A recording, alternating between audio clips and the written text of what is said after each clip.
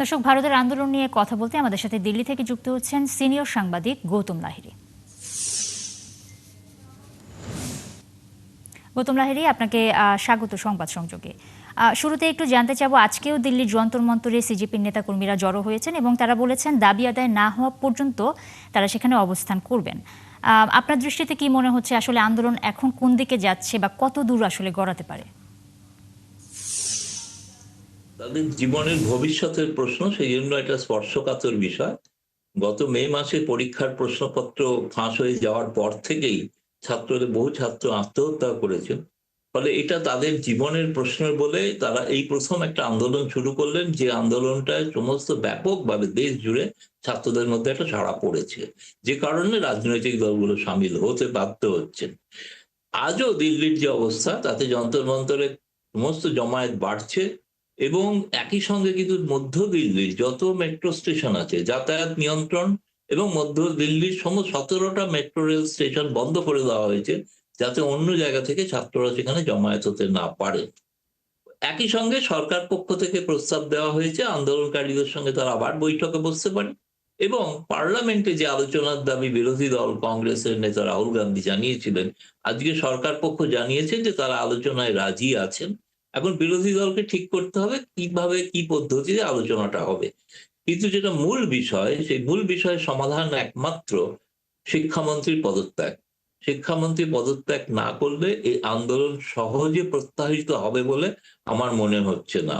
এখন সরকার পক্ষ সেইটা তো মানবেন কিনা, যেটা মোদী সরকারের একদম একটা পরাজয় ঘটবে, সেটা মোদীর মতো একজন প্রধানমন্ত্রী মানবেন কিনা এ নিয়ে সংশয় আছে।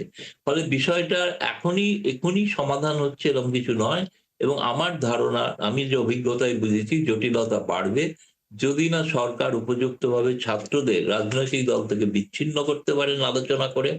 কিন্তু সেটা হওয়ার সম্ভাবনা নেই, কারণ গতকাল ককরোচ পার্টি থেকে কংগ্রেস দলকে মানে ধন্যবাদ জানিয়ে তারা বিবৃতি দিয়েছেন, যেহেতু রাহুল গান্ধী এরকম একটা বিষয় নিয়ে আন্দোলনে নেমেছেন, এবং প্রধানমন্ত্রী বাড়ির সামনে ধর্নায় বসার অর্থ সরকার পক্ষ নড়ে চড়ে বসতে বাধ্য হয়েছেন।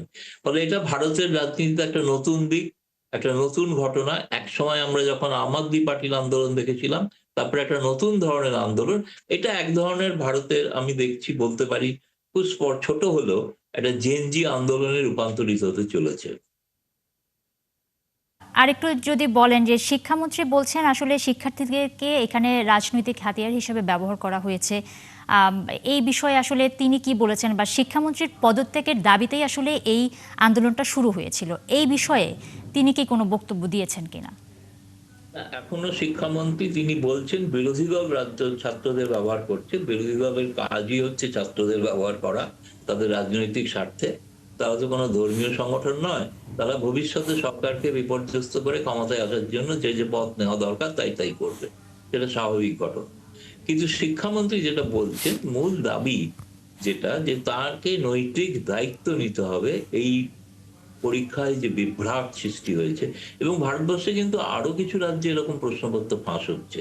এটা একটা অদ্ভুত ধরনের শিক্ষা প্রতিষ্ঠানের নামে কিছু ছোট ছোট কোচিং সেন্টার, তারা একটা ব্যবসা বাঁধিয়ে রেখেছেন, যার প্রকারান্তরে প্রচ্ছন্ন মদত কিছু কিছু রাষ্ট্রীয় সরকারের থেকেও আসছে বলে অভিযোগ।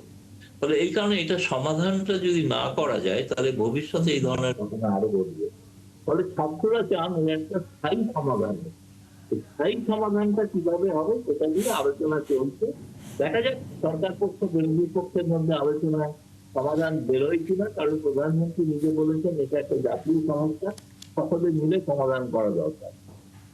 জি, অনেক ধন্যবাদ গৌতম লাহিড়ী আপনাকে আমাদের সাথে যুক্ত হওয়ার জন্য। দর্শক, ভারতের আন্দোলন নিয়ে কথা বলতে দিল্লি থেকে আমাদের সাথে যুক্ত হয়েছিলেন সিনিয়র সাংবাদিক গৌতম লাহিড়ী।